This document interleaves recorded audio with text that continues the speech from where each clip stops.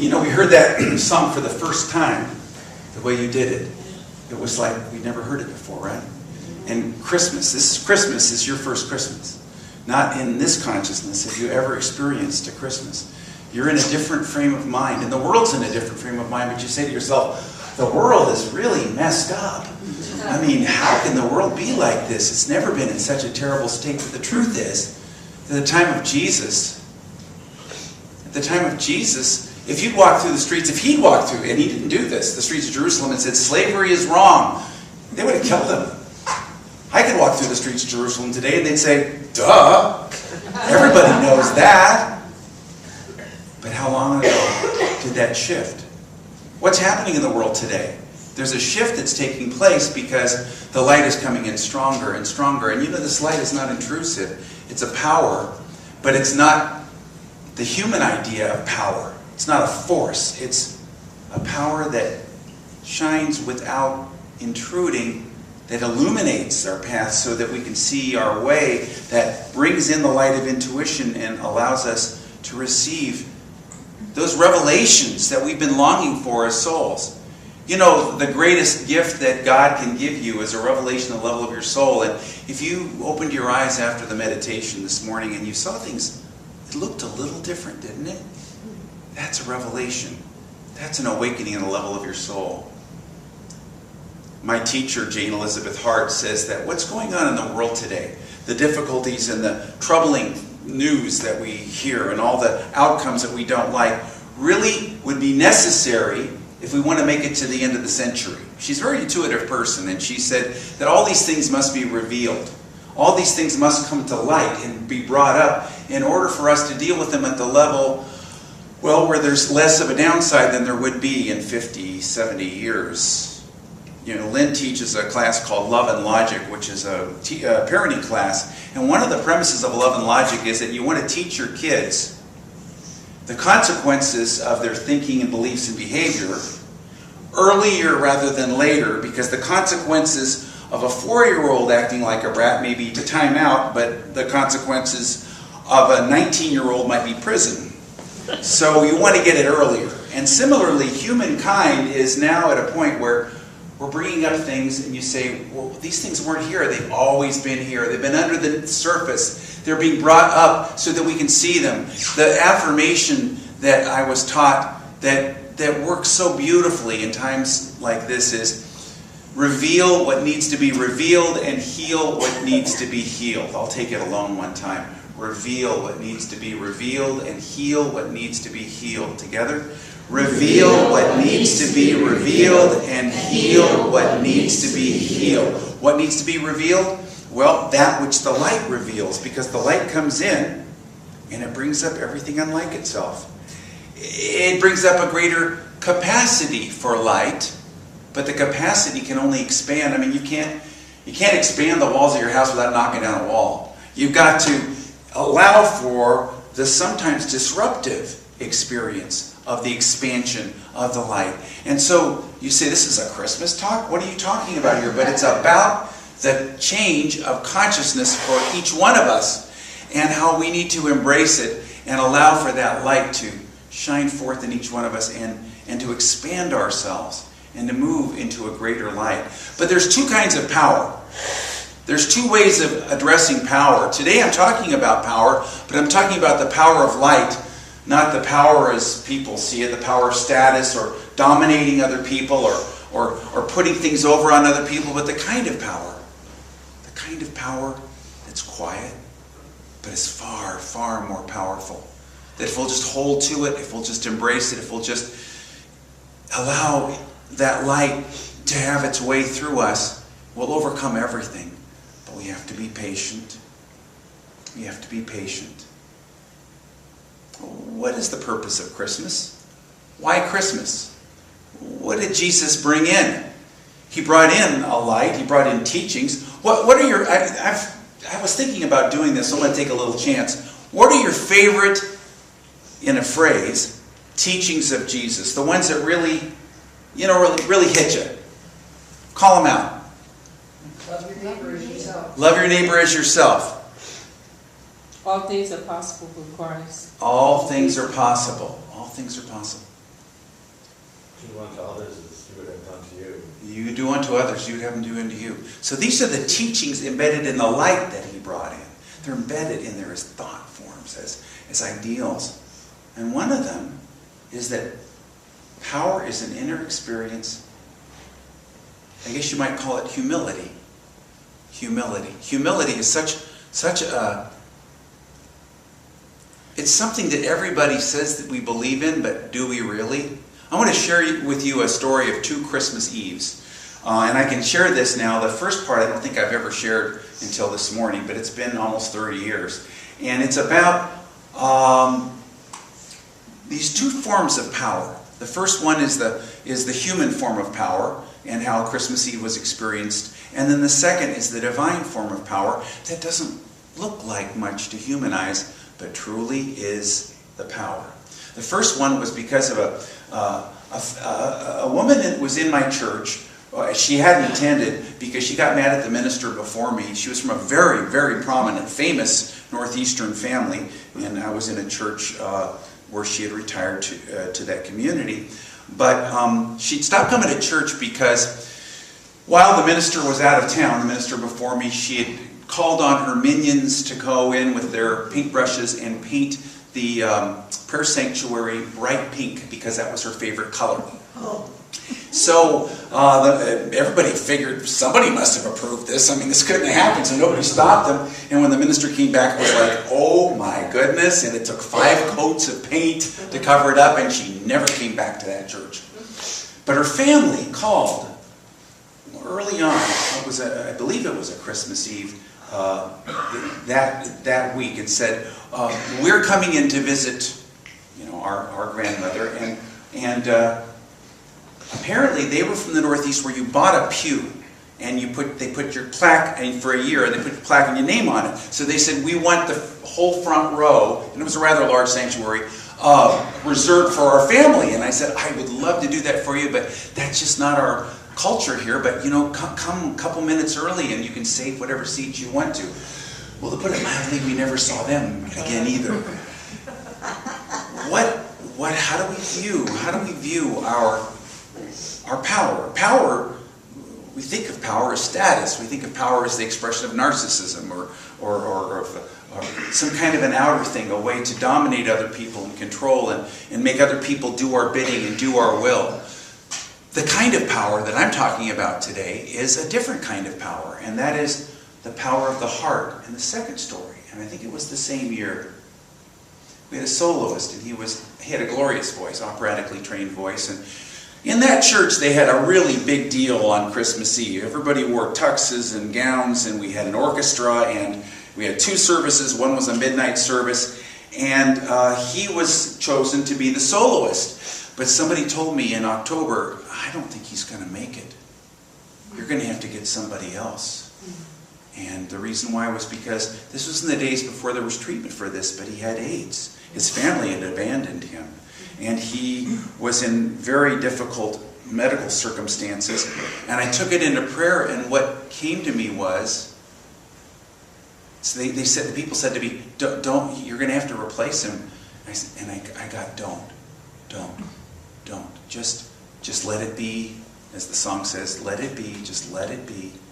And so we moved ahead. People were warning me about this. And sure enough, at the 7 o'clock service, he struggled tremendously. He had a hard time just getting his breath, let alone hitting the notes. And we even got complaint letters for the next few weeks from people. And the next year, we didn't have as many people come to our service. But something happened. He came up to me between services and he said, thank you for letting me sing, but I don't think I can sing at 11. And I said, let's say a prayer. And we said a prayer together, and there was an energy and a light and a power that I could feel. It was so powerful. And he looked like a different person. The color came back into his face, and he had new energy and new life. He said, I'm going to give it a try.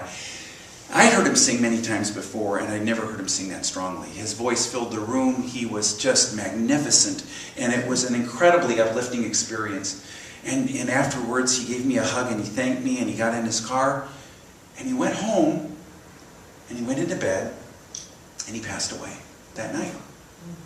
We sent him off, doing the thing that he loved more than anything else in the world. Now, what what was power? Which was power? Getting the outcome that you want, having status, looking a certain way, or something else? Look in your life and ask yourself, am I willing to surrender on a short term, an outer outcome, in order to experience something deeper within my heart and soul? This is challenging. We want to be, and we should be, all that we can be.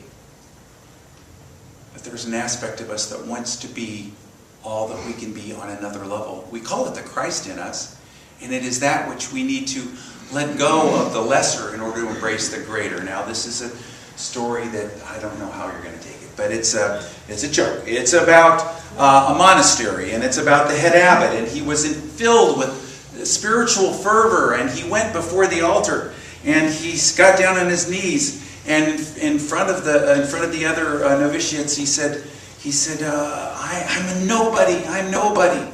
And one of the young novitiates got up, and he was so filled with inspiration watching this. He got down on his knees and said, I'm nobody. I'm nobody. In the back of the room, the custodian came to the front of the room, and he was so taken by what they said, he got down on his knees. He says, I'm nobody. I'm nobody. And the first priest said to the second one, yeah, look who thinks he's nobody. I thought that was funny. There's a reason why I didn't tell it at time. There's that inside of you that wants to express, but how often, even in religion, do we use religion in order to lord it over other people? We should never blame Christianity on Jesus. He came to bring a light. He didn't come to bring an outcome. He didn't come to bring getting your own way. He didn't come to bring anything but the spiritual growth that the light engenders, that's giving birth to itself in you right here and right now. You say, how can I embrace this light? How can I know this light?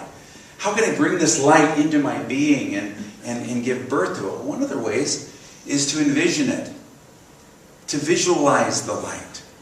Do you take time every day to see yourself filled with light? We did a meditation a moment ago, often starting with every atom, molecule, and cell of your body. When I was a kid, my minister gave me a book called The Game of Life and How to Play It by Florence Scovel Shinn. How many people have read that book? Game of Life and How to Play It. It has wonderful affirmations, and one of the affirmations, and I would say it all the way home, along with a few others when I wasn't walking with somebody, from high school. And I would walk home and I would say, the light of the Christ shines forth throughout every atom, molecule, and cell of my body. And I would visualize that light. And you know what? The light itself awakened me. I was a very shy and withdrawn person, but it opened me up, and I changed, and I became much more outgoing. In fact, the response was so great that I was a little taken aback by it, a little intimidated by it. But the light can be a very powerful thing. And strangely enough, if you're not attached to outcomes, the outcomes can become much more powerful if you visualize light.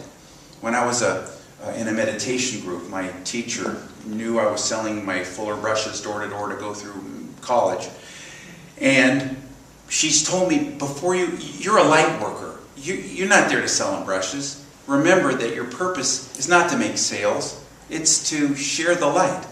And so before you go up to every house, just visualize a cone of light over the house and just say the light of the Christ shines forth throughout this house and everyone in it. And I would do that before I went up to every house, and it did a number of things for me. One of the things is it got me to be less attached, because I knew that even if they rejected me, and even if I didn't make a sale, I did the work that I came there to do. So what's your work? Your work is to share light. And incidentally, she said, now don't cheat. She said, don't do it in order to get higher sales, because that's not it. So let go of all self-serving. But the interesting thing was I had the highest hourly sales in 3 counties. And part of the reason, I think, is that because I was so detached from the outcome, and I had a light-filled countenance. You'll find your outcomes will change when you embrace the light, when you embody the light, when you let the light shine forth. And that summer, when I went to hitchhike cross country, she told me, now every morning, before you hit the road, just imagine yourself with your thumb out in the hands of God, like the good hands with Allstate, and imagine the light coming down and filling your being, and see that presence on yourself, and then visualize the car of the person you're going to get a ride with and the people in it, in that light. And I've shared many of the experiences. I had so many fantastic experiences that summer doing that work. But the truth is, you think you're a human being having a human experience, but you're a light worker. The purpose for your being on this planet, having the job that you have, being born into the family that you were born into, having the circumstances that you're involved with, is to bring the light forth. And like my meditation teacher, Jane Elizabeth Hart, says, the light is coming in stronger and stronger all the time, and the purpose of what we're seeing in the world right now is to reveal what needs to be revealed and heal what needs to be healed, and to allow for a greater capacity for light. And without it, without the things that we don't necessarily like going on in the world, we would probably not make it to the end of the century. But we're awakening as a family of humanity, and our jobs, we say, who am I? But who are you not to embrace the great light that's within your being? You were placed in this place, in this time. What a privilege to experience this light. You've never had a Christmas like this Christmas because you've never been in the consciousness that you're in right now. And you can embrace this light and move with this light and be this light and let it move through you in all the circumstances of your life. So, how can you bring this light to bear in the circumstances of your life? Well, one of the ways is to decide that you're going to lighten up. My minister, Mabel R. Carlin, the one who gave me the book, Game of Life and How to Play It, when I was a child, she used to say, use the light touch. She said, don't get caught up in the turmoils of life. Don't get caught up in the conflicts of life or the attachments of life, but use the light touch. I use the light touch. Together? I use the light touch. And letting go and dancing with life and moving with life and allowing it to be what it is, this creates an incredible power that is not the power that the world sees.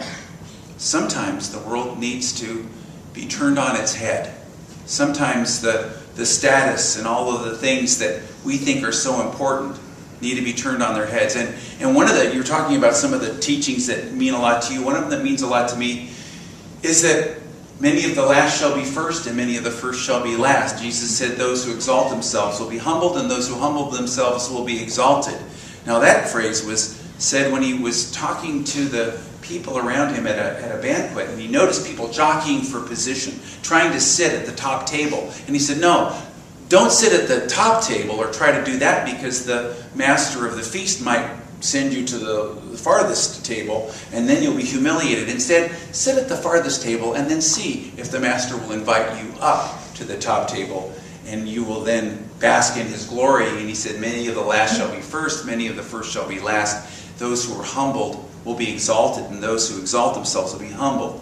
I had a literal experience of that in a church that I came into, where they had an annual banquet. This was a very fancy banquet where you had to wear tux and everybody wore gowns, and it was a big deal. But when I found out that people were jockeying for position to see if they could sit at the head table, it was up on a platform. It was a long table, kind of like the Last Supper, you know? And everybody wanted to be up on that table, and it got so weird that I realized, I got to do something about this. So I told the woman who was in charge of the banquet, I want to sit at the farthest table, the one clear over, because they had a little chart, and I want you to assign the very last people who buy tickets. And that did not go over very well in that church, because it took all the status out of the way. But I had the best time. Those were the most interesting people. They were new. They were newcomers who didn't buy their tickets early, so I got to meet all kinds of new friends, and all kinds of new friends who weren't trying to do it for any outer reason.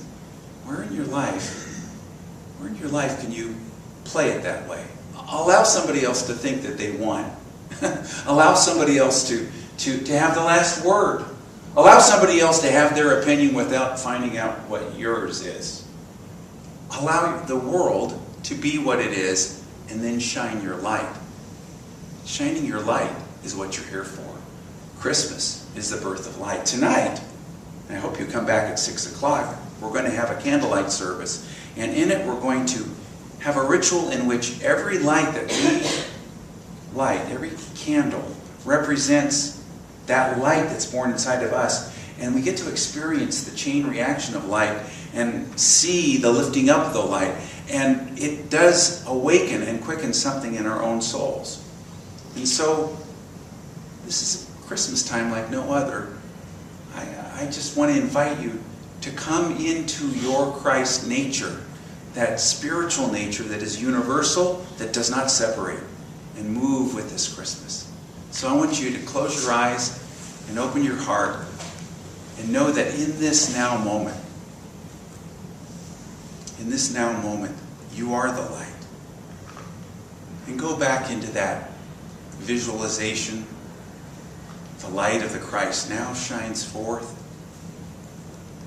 throughout every atom, molecule, and cell of my body. And even envision the shimmering light of God shining within in your inner body. You may even feel the energy of it stirring something in your heart. You may feel a tingling in your hands.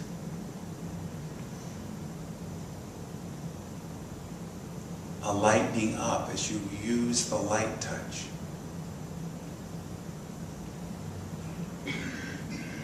As you awaken and quicken to the light.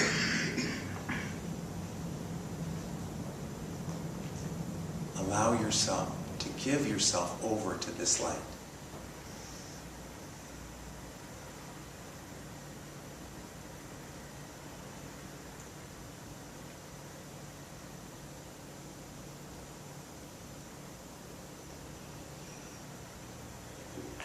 God, let this be a Christmas like no other. Let us experience it like no other. Let us have that awakening, that quickening, and let us be the light workers in this world. That is our job. That is our nature. Thank you, God. And so it is. Amen. And this light is real. It's more real than anything we see in the physical world. And so take a nice deep breath and then let it out and put aside all your papers. Now, there's nothing between you and the light. Yes, this is the season of light. The light is not just around us, reflecting that light that's within, but it's also a birth of light within our souls. And what is the light? It's the non-intrusive presence of God. There's a power of love, of heart, shining as this light. And we give ourselves over completely to this light. And it's good to start with just visualizing light in every atom, molecule, and cell of our bodies. I was taught this affirmation when I was a child. The light of the Christ now shines forth throughout every atom, molecule, and cell of my body. And I want you to imagine a pinpoint of light in every cell, a lattice work that you may even feel as a gentle tingle within your body of light.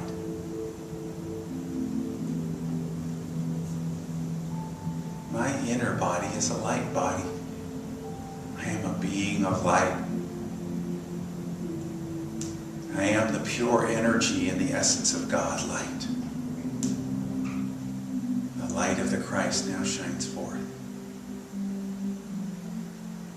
throughout every atom, molecule, and cell. Each pinpoint of light expands, and fills my body. And I feel energized from within. In me is this light.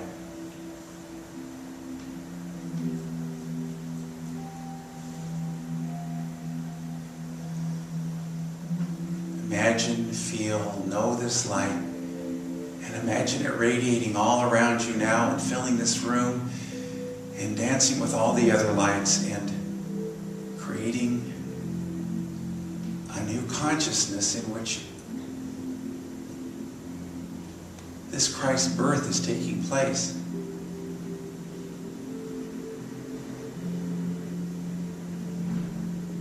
I give myself over completely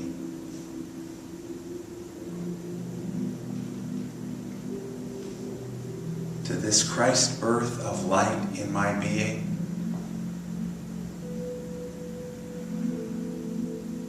My true essence shining. And I feel it. I know it.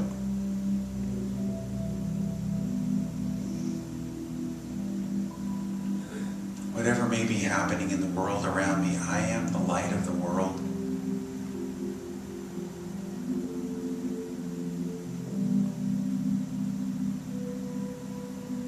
This gentle power overcomes all, embraces, sustains and heals, nurtures the light in all those around me, and transforms the outcomes.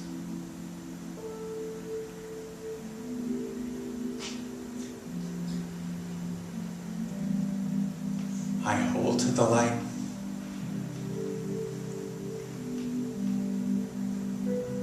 I embrace the light.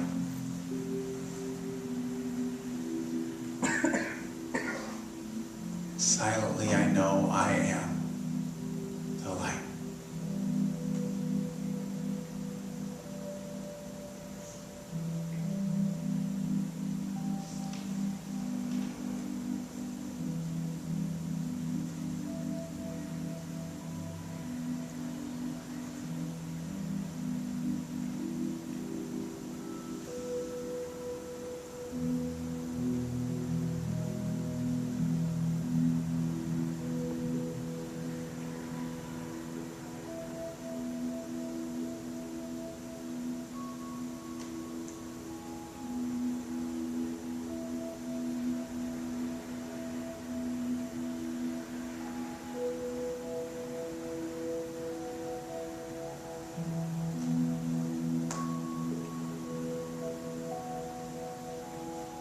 In me, the light. I give myself over to the full expression, and this is a Christmas I've never experienced before because I've never been in this consciousness before.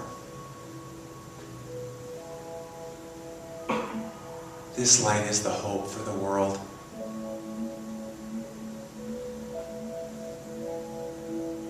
The hope for my soul awakening.